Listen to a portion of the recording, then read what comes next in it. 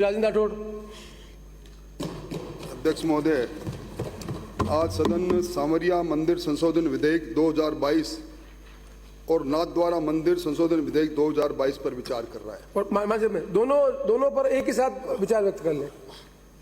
और अध्यक्ष महोदय, आपने ये आसन से जो आज्ञा मिली है वो बिल्कुल सही मिली है कि दोनों संशोधन मूल रूप से बिल्कुल समानता लिए हुए हैं और मूल रूप से ये जो संशोधन मंत्री महोदय लेकर आए हैं, ये सामरिया मंदिर अधिनियम 1992 में बना था अध्यक्ष महोदय, उसकी धारा 6(3) के खंड 4 में, और नाथद्वारा मंदिर अधिनियम जो अधिनियम मंदिर आज राजस्थान में आज हैं उनमें सबसे पुराना अधिनियम यही है अध्यक्ष महोदय, 1959 में बना, उसकी धारा 5(2)(d) में संशोधन लेकर आई।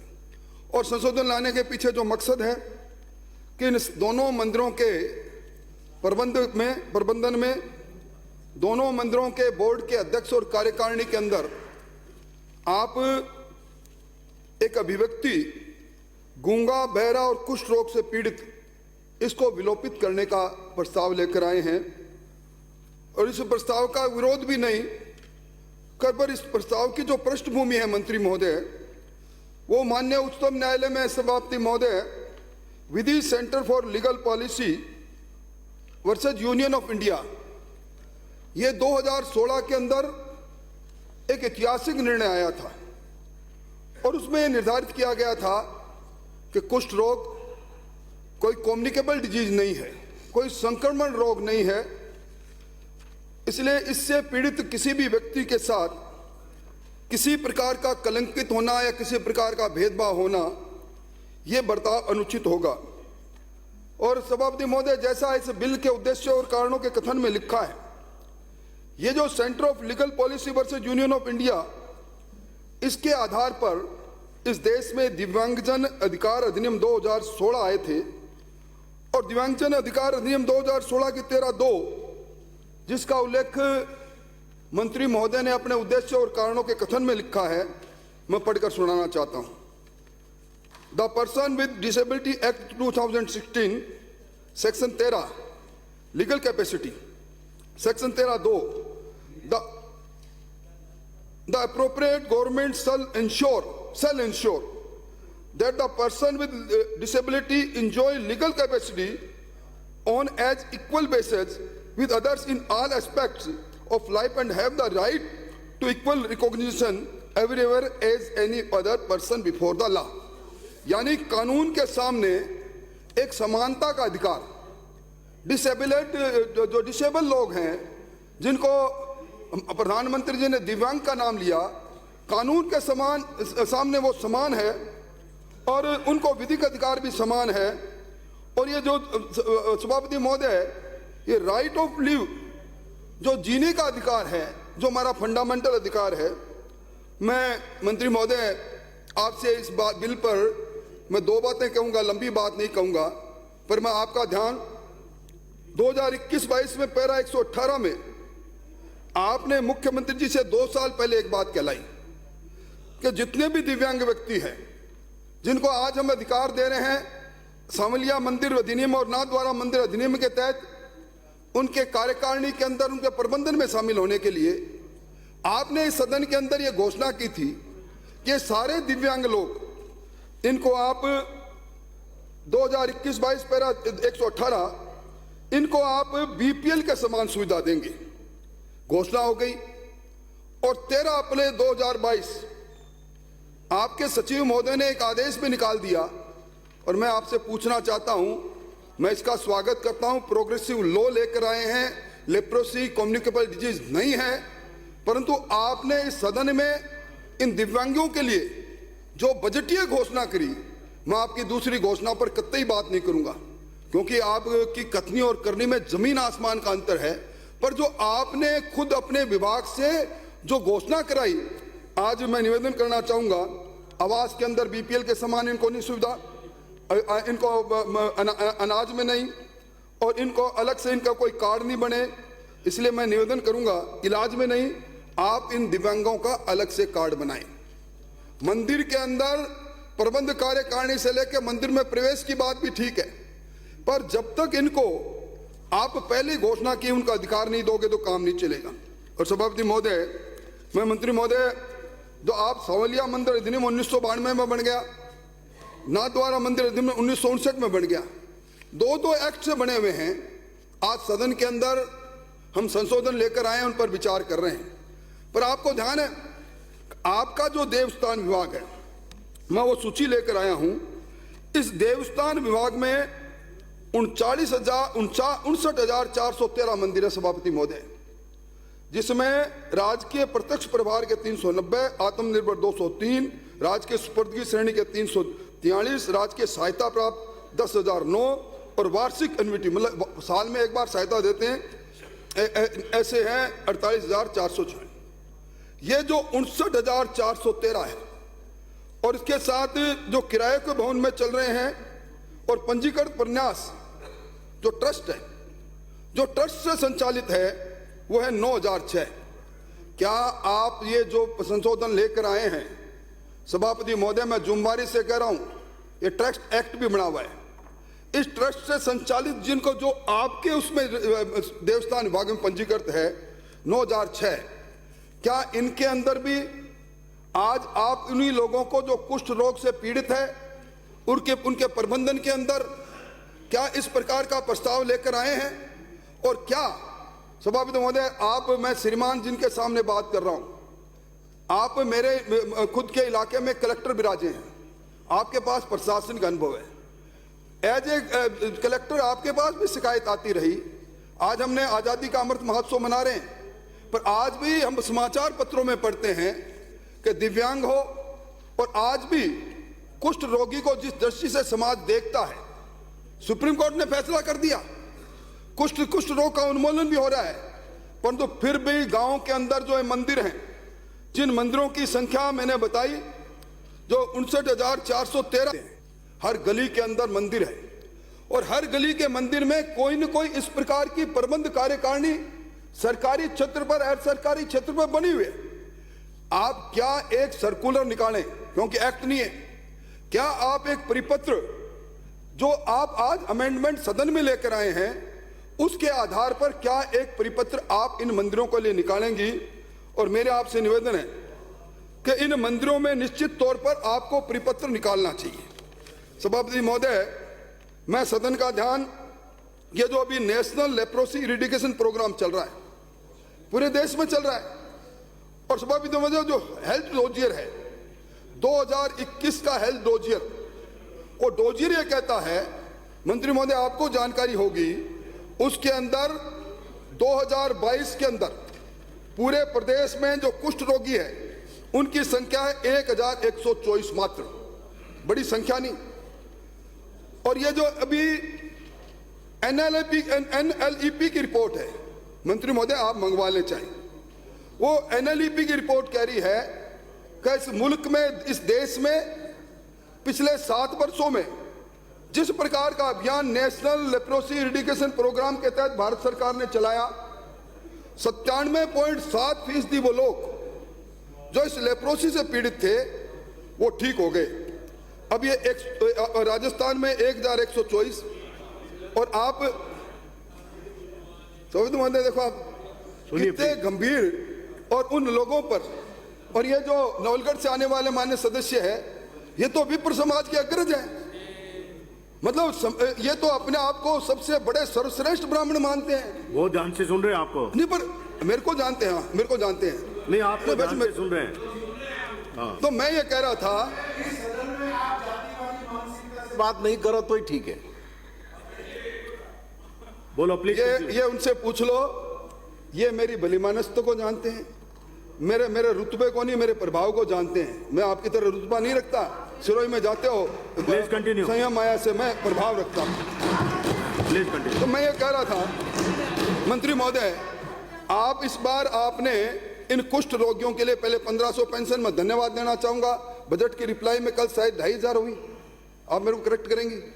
और अब ये 1,124 रह गए, इनकी 10,000 पेंशन क्यों नहीं करते? मेरी ये मांग है कि 10,000 पेंशन करें।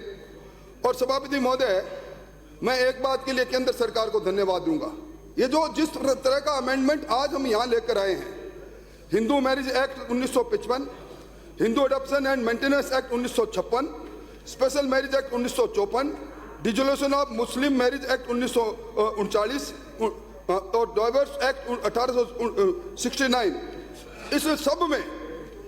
इन सब में कुष्ठ रोगी का जो आधार था पहले, सभापति महोदय, डाइवोर्स करने में और दूसरे में एक आधार था कुष्ठ रोग। ये एक संशोधन के माध्यम से भारत सरकार ने इसको डिलीट किया है। इन सारे एक्ट जो मैंने अभी पढ़कर सुनाए मंत्री महोदय, इन सारे एक्टों के आधार पर लाखों मुकदमे हिंदुस्तान में चलते हैं और विवाह विच्छेद के अंदर इस लेप्रोसी को आधार मानकर अनेकों डिग्रियां होती थी, आज उनको डिलीट कर दिया। अब राजस्थान में कितने प्रचलित कानून है सभापति महोदय? राजस्थान में कानून बहुत है। मैं निवेदन करना चाहूंगा और मेरा बड़ी गंभीरता से सुझाव है, और मेरे सुझाव पर इस सदन में और कोई ध्यान दे या नहीं दे, प्लीज, बहुत इंपॉर्टेंट सुप्रीम कोर्ट सीकर से आने वाले मान्य सदस्य, सभापति जी, सीकर से आने वाले मान्य सदस्य जरूर ध्यान देंगे। ये जो राजस्थान में प्रचलित विधियां हैं, इन सारी प्रचलित विधियों में भी जिस प्रकार का अमेंडमेंट आप लेकर आए हैं इनमें, उसी तरह एक राजस्थान जनरल क्लोजेज एक्ट बना है 1955 का। इसमें एक अमेंडमेंट कर दें। मैं इस प्रोग्रेसिव कानून के विरुद्ध में नहीं हूं, पर इसमें जब आप भारत सरकार इन प्रचलित 1 दर्जन एक्ट के अंदर अमेंडमेंट लाके इस लेप्रोसी को खत्म कर सकती है, तो क्या राजस्थान जनरल क्लोजेज एक्ट 1955 में संशोधन लाकर आप जितनी भी विधियां प्रचलित है उसमें इस कुष्ठ रोगी और आप गूंगा बहरा इनको डिलीट करवाएं, ताकि लोगों को अच्छा लगेगा।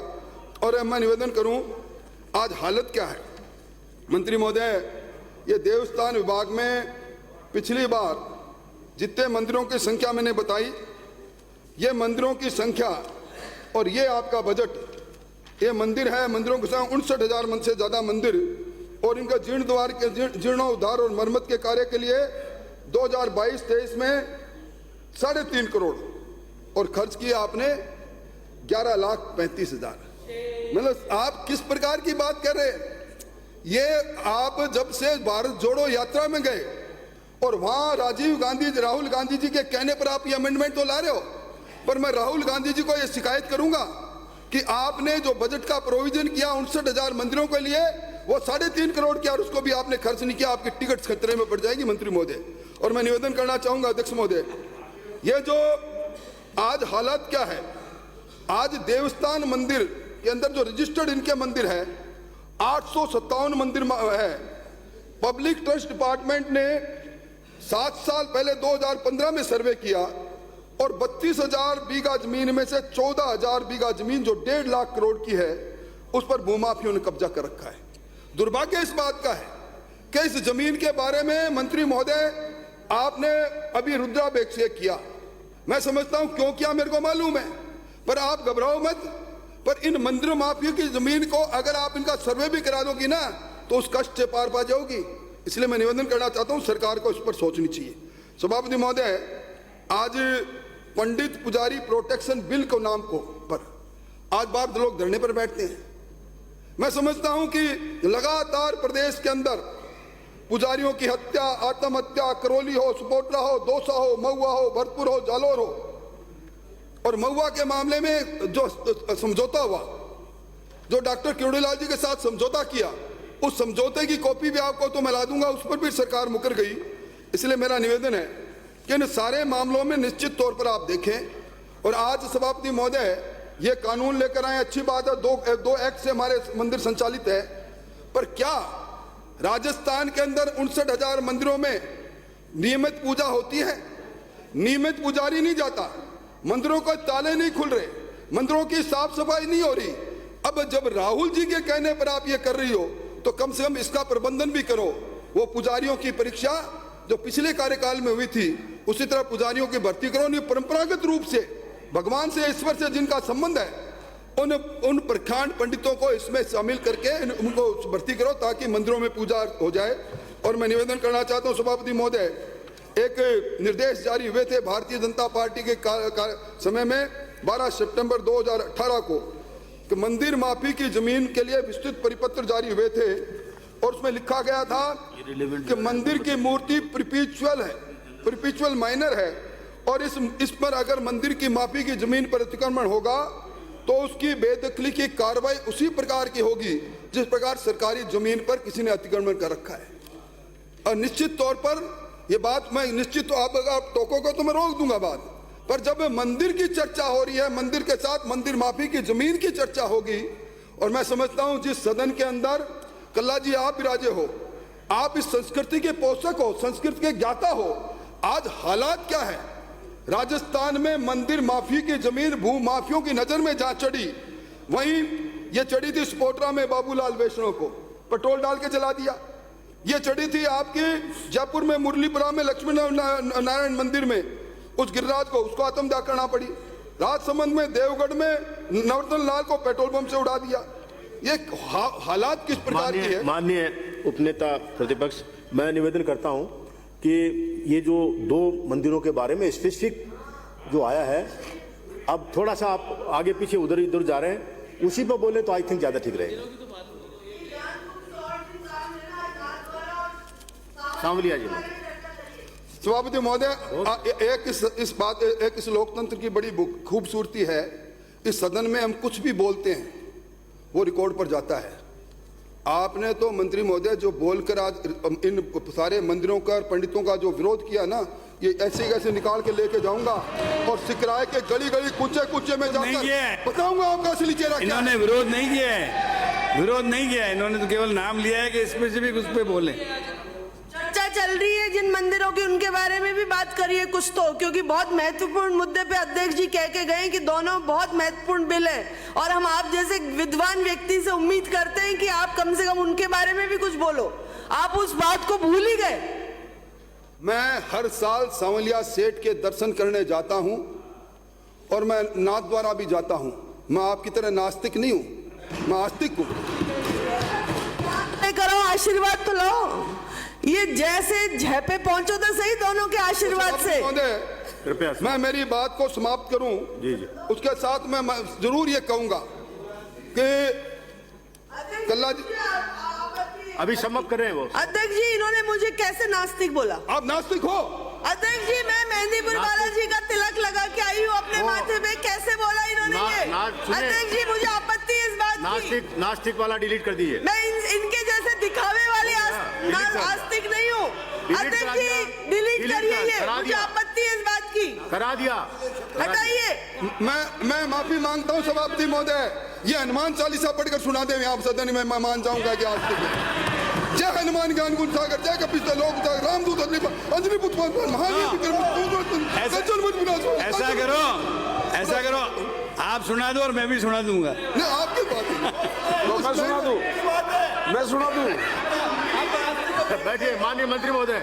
श्री गुरु चरण सरोरज माननीय मंत्री महोदय। सुधारी वरुण विमल माननीय मंत्री महोदय। बुद्धिहीन तुम जान के सुने पवन कुमार बल बुद्धि विद्या देव मोहि हरु कलेश विराजिए प्लीज, विराजिए। सभापति महोदय, मैं कह रहा था सभापति महोदय, ये मंदिर माफी की जमीन के बारे में जो परिपत्र भारतीय जनता पार्टी के शासनकाल में 12 सितंबर 2018 को जारी किया, जिसमें मंदिर की मूर्ति को परपेचुअल माइनर माना और यह कहा था कि सब टेनेंट हो सकता है मंदिर का पुजारी, पर जमीन को खुर्द बुर्द नहीं किया जा सकता।